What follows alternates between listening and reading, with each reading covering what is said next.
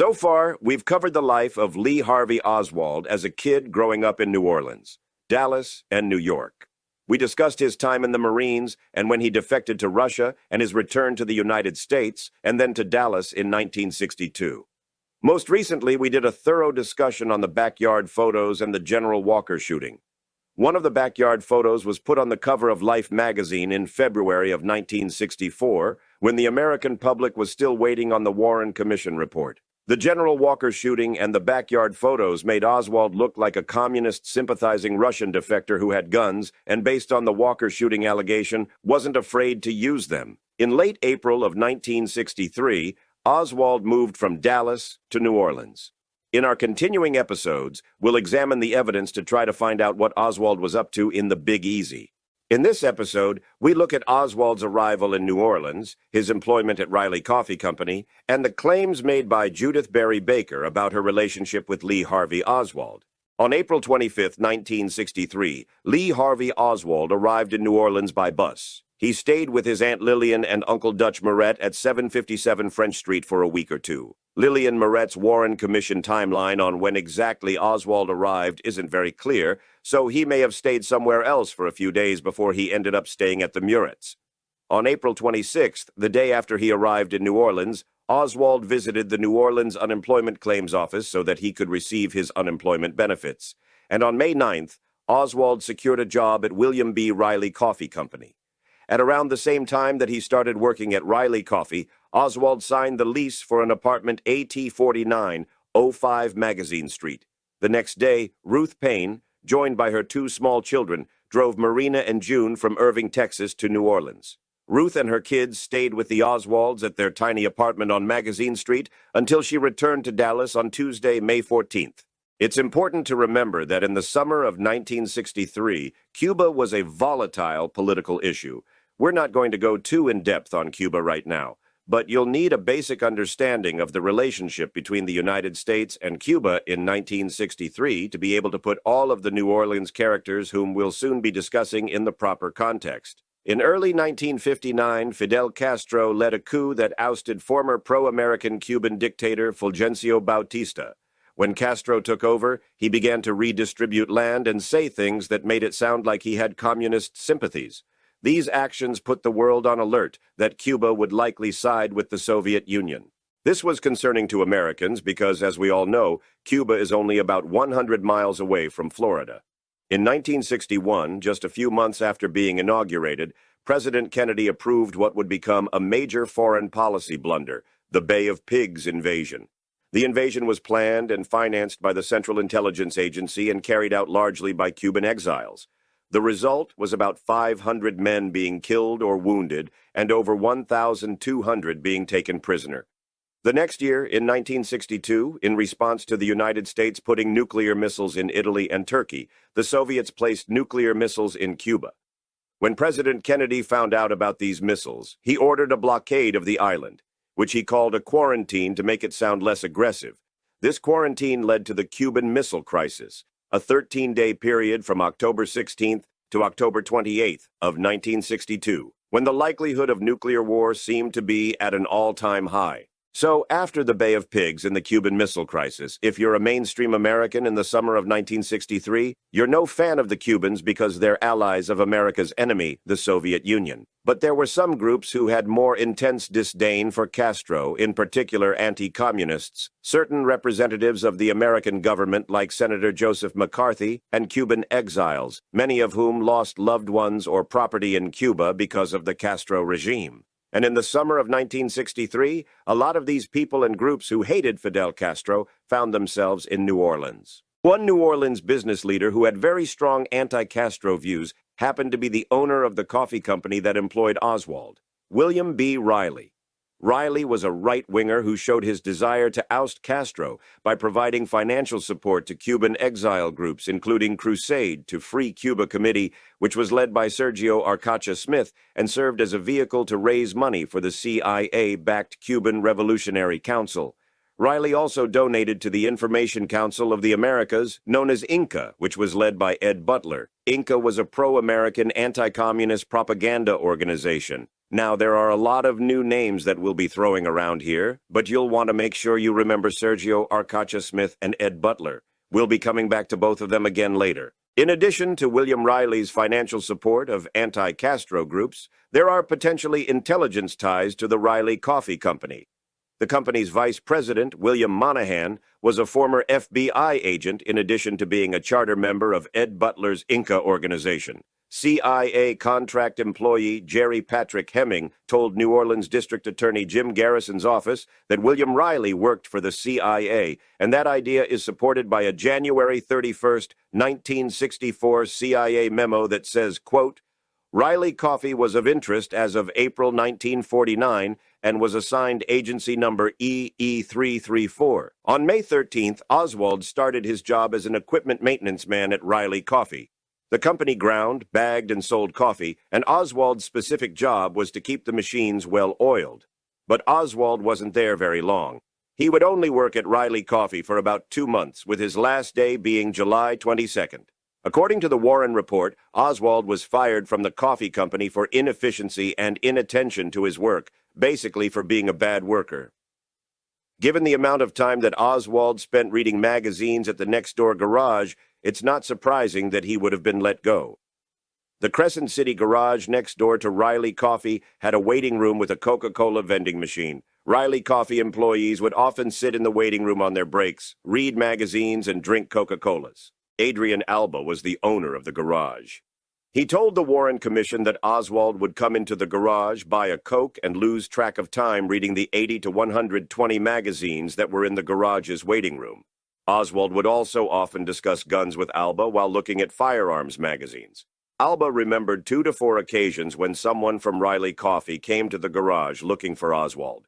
He recalled one time that someone said, quote, "If you keep this up, you're going to get canned." And Oswald would say, "I'm coming, I'm coming."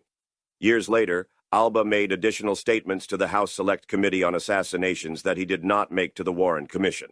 Most notably, Alba said that he had a contract with the Secret Service to store 3 cars. One day, a man came to Alba and displayed FBI identification and also had a Secret Service pass that allowed him to check out one of the Secret Service vehicles. A day or two later, Alba saw Oswald approach this same vehicle at the curb outside of Riley Coffee. He was sure it was the same vehicle because the license plate was the same. Alba says that he, quote, saw Oswald come out of the building, go over to the car, not hold a conversation of any duration, but take a legal-sized envelope, hold it to his stomach under his T-shirt, turn around in a crouch position, and go back into the building, straightening up as he went. Now, Alba did not mention this story about the FBI guy and the Secret Service car handing Oswald a mysterious envelope in front of Riley Coffee when he talked to the Warren Commission. He claims that he saw a TV commercial that jogged his memory after he testified to the commission. FBI agent Warren DeBreeze said the scenario that Alba described to the HSCA was very unlikely, DeBreeze said. Quote, "I don't know if that's ever happened before where an FBI agent would be driving a Secret Service car. I'm not saying it couldn't happen, but the odds were 1,000,000 to 1 against those sorts of facts existing." There's another potential anomaly with Riley Coffee. During the brief period when Oswald worked there, 4 of his co-workers were hired by NASA. Yes, that NASA, the National Aeronautics and Space Administration. Those 4 employees were Alfred Claude, who went to the Chrysler Aerospace Division of the Michaud NASA facility in New Orleans, Dante Marachini, who was hired on the same day as Oswald and also took a job at Chrysler Aerospace. Emmett Barbie, who was Oswald's immediate supervisor, also accepted a position at NASA in New Orleans. And John Brandian, another co-worker of Oswald's, went to NASA as well. Apparently, even Lee Harvey Oswald believed that he was going to get a job at NASA. Adrian Alba told the Warren Commission that about 3 weeks before Oswald left the job at Riley Coffee, he said that he had a new job at the NASA Michaud facility. Here's what Alba told the commission. Quote, Oswald said, "Well, I will be seeing you." I said, "Where are you headed?" He said, "Out there where the gold is." I said, "Where's that?" He said, "I told you I was going out to Michaud, and then I had an application out there. Well, I have heard from them, and I have just wound things up next door at the coffee company, and I am on my way out there now." The Warren Commission then followed up and confirmed with Alba that when Oswald said Michaud, what he meant was the NASA Michaud facility. After the assassination, NASA and its contractors looked for applications from Oswald. but they couldn't find any. So, 4 people who were working at Riley Coffee get jobs at NASA in the brief 2-month window of when Oswald worked there. Adrian Alba, a man Oswald spent a lot of time with, said under oath that Oswald told him the reason he was leaving Riley Coffee wasn't because he was fired, but was because he was taking a job at the NASA Michaud facility. To my knowledge, the coffee processing machines were not related to aerospace. So to see 4 people leave one company and all obtain new jobs at related companies in a 2-month period is potentially notable, especially when that company is NASA. But on the other hand, it's also true that there were many aerospace manufacturing plants that were opening near New Orleans and doing a lot of hiring in 1963, so the mere fact that someone would go from Riley Coffee to a NASA contractor isn't impossible by any means. For me, whether or not this is suspicious depends on how many people worked at Riley Coffee at the time. I tried to find a document that said exactly how many employees were there in the summer of 1963, but I wasn't successful. But if there were only 40 employees or so, then 4 people would be 10% of your workforce, and that would be a big chunk of your workforce. But if there were more, like 100 employees, then losing 4% of your people is a lot less substantial. As far as Oswald and the NASA Michaud facility, it's hard to pin down exactly what's going on here. Was Oswald fired for simply being at Alba's garage too much, as the official story says? Or did Oswald leave the Riley Coffee Company to take a new job, which he thought was going to be NASA? The combined testimony of Adrian Alba seems to support both conclusions in my view. There is enough evidence to show that there would be a reasonable basis to fire Oswald, since he would often skip out on work at Alba's garage. That could be enough right there. It's also possible that Oswald may have believed that he had the NASA job lined up, even if he didn't actually have it. If he did have the job, it doesn't look like he ever worked there. Due to the lack of records at Michaud after Riley Coffee, Oswald didn't have any other jobs in New Orleans, at least not ones that generated any W-2 statements. According to the Warren Report, Oswald and his family survived on very meager unemployment benefit checks for the rest of the summer of 1963 without receiving any additional income. Judith Very Baker says that she also worked at Riley Coffee Company with Lee Harvey Oswald in the summer of 1963, and that she was his mistress. Baker's story was made famous in an episode of Nigel Turner's The Men Who Killed Kennedy. It is intensely disputed and has a lot of details, so let's start at the beginning. When she was a sophomore in high school, Baker won the science fair for creating a process to remove metal from seawater. She then was invited to a summer program for elite high school graduates to work in cancer research at Roswell Park Memorial Institute in Buffalo, New York. Everything I've said so far is documented with newspaper clippings. So Judith Berry Baker was truly a legitimate science scholar coming out of high school. She said that while she was in Buffalo, her research caught the attention of Dr. Alton Ochsner, a renowned doctor from New Orleans whose Ochsner Clinic was the first ever to link smoking to cancer. Baker claims that she was invited by Dr. Ochsner to work on a top-secret cancer-related project with Dr. Mary Sherman, who was an orthopedic surgeon and professor at Tulane School of Medicine. Dr. Sherman worked for the Ochsner Clinic, so that part of Baker's story is supported by the record, but the part about Baker working with Dr. Sherman on a top-secret cancer project isn't supported by any documents that I could find. The story of how Judith Very Baker met Lee Harvey Oswald is that she was picking up her mail at the New Orleans post office. Here's how she described it. I dropped the newspaper, and this very clean-cut young gentleman standing behind me picked it up and handed it back. I looked at him, and he smiled, and he's young like I am, and he was so clean-cut and so polite that when he asked me if he could walk me home, I said yes. That was how I met Lee Harvey Oswald for the first time. I have to call it instant chemistry. I never felt such an attraction for anyone, either then or ever in my life since.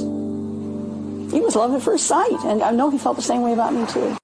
In addition to claiming to be Oswald's mistress, Baker also says that Oswald introduced her to David Ferry, who Baker says was already friends with Dr. Mary Sherman and was working with her on a secret government project against Castro that was led by Dr. Ochsner. Oswald also took Baker to go visit Guy Bannister, who she says confirmed to her that Lee Oswald was working on a military project. She says that she and Oswald then went to go talk to Dr. Ochsner, who explained that the purpose of the project was to create a fast-developing cancer. Baker says that her time at Riley Coffee Company was strictly as a cover job that was given to her and Lee for their anti-Castro weaponized cancer research. She claims to have done lab work with mice at David Ferry's apartment and then brought the results of that research over to Dr. Mary Sherman's apartment. Baker also said that Jack Ruby once stopped by Ferry's apartment and claimed that he had known Oswald since he was a kid. And according to Baker, Clay Shaw felt bad for her and Oswald since the two lovebirds had nowhere to go. So Shaw paid for Baker and Oswald's hotel accommodations so that they could rendezvous during the afternoons. Baker says that all of her interactions with Lee were in the afternoons because Lee was always at home with Marina at night. Judith Very Baker's ultimate claim is that Oswald was a secret agent who found out about the plan to assassinate President Kennedy and tried to stop it. She says he was supposed to fire one of the shots, but he told her on the phone that he wasn't going to do it. Baker says that the last time she spoke to Oswald was on the Wednesday before the assassination. So Judith Barry Baker claimed to have interacted with basically the main characters in the film JFK, plus Dr. Mary Sherman and Dr. Alton Oxner. It's easy to immediately write off what she says is too fantastical, but it's the fact that she's fantastical in precisely the right ways that draws a lot of people in. For example, Dr. Mary Sherman, who Baker claimed to work with, was gruesomely stabbed to death and burned in 1964. Her murder remains unsolved to this day. So if you're looking for a puzzle piece to support a conspiracy that fits a lot of the existing records and information that we know, it's tempting to believe Judith Very Baker's very detailed story because it largely matches up with other famous subplots of the Kennedy assassination. But extraordinary claims require extraordinary evidentiary support. So, other than her own testimony, what evidence does Judith Very Baker have? In the back of her book, Me and Lee Baker provided W-2 statements for work at Riley Coffee Company from May 1963 through August of 1963, a period that does overlap with when Oswald worked there. And there's also Baker's friend Anna Lewis, who said in a signed statement that's included in Baker's book that she and her husband went on a double date with Oswald and Baker in the summer of 1963. And as noted earlier, it's also true that Baker really was a standout science student who was chosen to work on cancer research at Roswell Park in Buffalo. Besides Judith Barry Baker's story being incredibly sensational, there's also the fact that she didn't come forward until 2001, when all of the information that overlaps with the evidentiary record was already known. Another challenge for Baker's story is that it seems to change over time. The more Baker's on the record, the more inconsistent statements she seems to make. Also, some of the most respected critics of the Warren Report who have dedicated their lives to studying the JFK assassination do not believe that Judith Very Baker is telling the truth. For example, the late David Lifton, Bill Davy, James D. Eugenio, Carol Hewitt, and John Armstrong are all on the record saying that they do not believe Judith Very Baker. Here's John Armstrong on his interaction with Baker. The only problem I ever had with Judith Baker is very simple. I talked to her a few times on the phone. I didn't know anything about her. And I simply mentioned to her how you looked a lot like Marina. And she said, yes, of course. Everybody mistook me for Marina. And so I asked her, I said, when's the last time you saw Lee Oswald? She said, September '63, before he left. And I said, okay. And at that time, people mistook you for Marina? And she said, of course. They were always calling me Marina. And I said, well, look, I'd like to ask you just one question. Marina was 8 months pregnant. Were you pregnant at that time? I gotta go. She hung up the phone. Even though D. Eugenio, John Armstrong, Lifton, and company don't believe Judith Baker, there are still many people and studied researchers who do. The strongest evidence that she has is the W-2 and the pay stub for the Riley Coffee Company. I haven't seen those documents discredited, but they also haven't been authenticated. Not a single person at the Riley Coffee Company has come forward saying that they knew Judith Very Baker or that she worked there. You would think that there would be at least one if she really did work at Riley Coffee. To me, Judith Very Baker's story comes across as someone who became aware of all of the key players in the Kennedy assassination, especially the parts that pertain to New Orleans, and then inserted herself into history with all of these figures after the fact. I leave open the possibility that she did know Oswald, and the W-2s may be real. I think it may even be possible that she was romantic with Oswald. Still, given the information that was just laid out, I don't think anyone can rely on any of Judith Very Baker's claims as they relate to the assassination of President John F. Kennedy.